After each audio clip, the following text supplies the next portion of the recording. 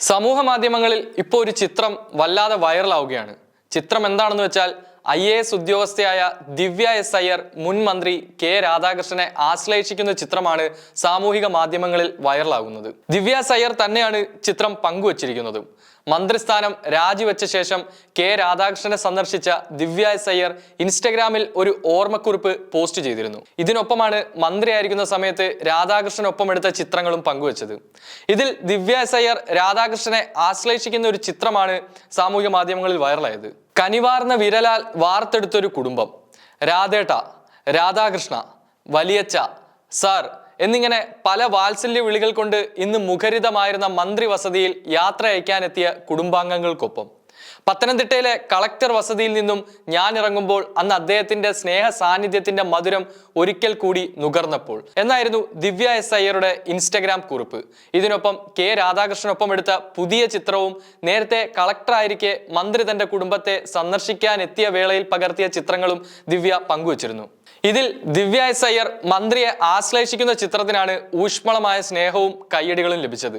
നിരവധി പേർ ഈ ചിത്രം സാമൂഹിക മാധ്യമങ്ങളിൽ വീണ്ടും പങ്കുവെക്കുകയും ചെയ്തു. എന്തുകൊണ്ടായിരിക്കാം ഈ ചിത്രം ഇത്രയധികം ശ്രദ്ധ നേടിയത്? എന്താണ് ദിവ്യ എസ് അയ്യർ പങ്കുവച്ച ഈ ചിത്രത്തിന്റെ പ്രത്യേകത?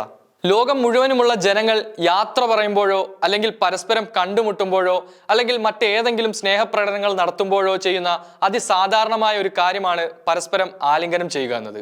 പുറത്തുള്ളവർ എന്ന് പറയുമ്പോൾ സായിപ്പിന്റെ നാട്ടിലേക്ക് പോകണ്ട, നമ്മുടെ കേരളത്തിന് പുറത്തുള്ളവർ, നമ്മുടെ രാജ്യത്തെ മറ്റു സംസ്ഥാനങ്ങളിലുള്ളവർ ഈ ഒരു ഫോട്ടോ ഇത്ര അഭിമാനത്തോടെ വലിയ കാര്യം എന്ന രീതിയിൽ നമ്മൾ കൊട്ടിഘോഷിക്കുന്നത് കാണുമ്പോൾ ഇതിൽ എന്താണ് ഇത്ര പ്രത്യേകത എന്ന് ചിന്തിച്ചു പോകും. നമ്മളിൽ പലരും ചിന്തിച്ചു പോകും. ഉണ്ട്, ഈ ഫോട്ടോയ്ക്ക് ഒരു പ്രത്യേകതയുണ്ട്. ഈ ഫോട്ടോയ്ക്ക് സാധാരണക്കാരായ മനുഷ്യർ കാണുന്ന പ്രത്യേകത എന്താണെന്ന് വെച്ചാൽ വകുപ്പിലെ ഒരു കീഴുദ്യോഗസ്ഥ പ്രോട്ടോകോൾ ഒക്കെ ലംഘിച്ച് വകുപ്പ് മന്ത്രിയെ ആശ്ലേഷിക്കുന്നത് ആ മന്ത്രിയുടെ പ്രവർത്തന മികവിനെയാണ് വ്യക്തമാക്കുന്നത്.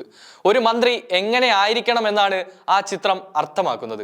ശരിക്കും അതാണ് ആഘോഷിക്കപ്പെടേണ്ടതും.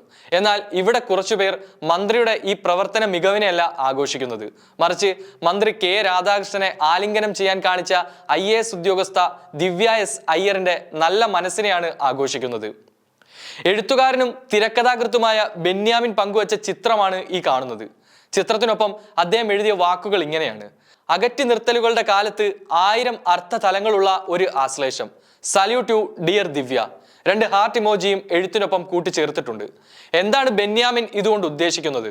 ബെന്യാമിൻ പറഞ്ഞതുപോലെയുള്ള ഈ കാലത്ത് ഇങ്ങനെയാണ് നമ്മൾ ചെയ്യേണ്ടതെന്ന് ഓർത്തുകൊണ്ടൊന്നും ആയിരിക്കില്ല ഒരുപക്ഷെ ദിവ്യ അയ്യർ ആലിംഗനം ചെയ്തതും അത് സോഷ്യൽ മീഡിയയിൽ പോസ്റ്റ് ചെയ്തതും. അത് അവർ തമ്മിലുള്ള വ്യക്തിപരമായ സ്നേഹത്തിന്റെയും സൗഹൃദത്തിന്റെയും പുറത്തായിരിക്കാം. പക്ഷെ അതിൽ ഇങ്ങനെ ഒരു അർത്ഥം കണ്ടെത്തുകയും, ഇങ്ങനെ എന്ന് വെച്ചാൽ തികച്ചും ജാതീയമായ ചിന്ത പുലർത്തിക്കൊണ്ട് ദിവ്യ എസ് അയ്യരെ അഭിനന്ദിക്കാൻ കാണിച്ച ആ മനസ്സ് വളരെ മോശമെന്നേ പറയാനുള്ളൂ. ഇവിടെ ഗ്ലോറിഫൈ ചെയ്യേണ്ടത് മന്ത്രി രാധാകൃഷ്ണനെയാണ്, അല്ലാതെ ദിവ്യ അയ്യരെ അല്ല. ബെന്യാമിൻ നൽകിയ സല്യൂട്ടിന്റെയും എഴുതിയ വാക്കുകളുടെയും അർത്ഥം മനസ്സിലാക്കാൻ കഴിയുന്നവർ തന്നെയാണ് മലയാളികൾ. എന്തായാലും വെറും ഒരു ഹഗ് അത്ഭുത പ്രവൃത്തിയായി വീക്ഷിക്കുന്ന ഒരു സമൂഹം ലോകത്ത് എവിടെയെങ്കിലും ഉണ്ടെങ്കിൽ അത് മലയാളികളിൽ പെടുന്ന ബെന്യാമിനെ പോലുള്ളവരായിരിക്കും. എഴുത്തുകാരെല്ലാം വലിയ രാഷ്ട്രീയ നിലപാടുകൾ ഉള്ളവരാണെന്ന തെറ്റിദ്ധാരണ പൊതുവെ സമൂഹത്തിൽ നിലനിൽക്കുന്നുണ്ട്. ബാലചന്ദ്രൻ ചുള്ളിക്കാടിനെ പോലുള്ളവർ നേരത്തെ തന്നെ ആ തെറ്റിദ്ധാരണ കുറച്ചിട്ടുണ്ട്. പക്ഷെ ബെന്യാമിനിലൂടെ ഒന്നുകൂടി അത് വ്യക്തമാക്കി. ചില സമയങ്ങൾ അങ്ങനെയാണ്, മനസ്സിലുള്ളത് അറിയാതെ പുറത്തു വരും. ഇതൊക്കെ ശ്രദ്ധിക്കണ്ടേ അമ്പാനെ, ക്ഷമിക്കണം ബെന്യാമിനെ.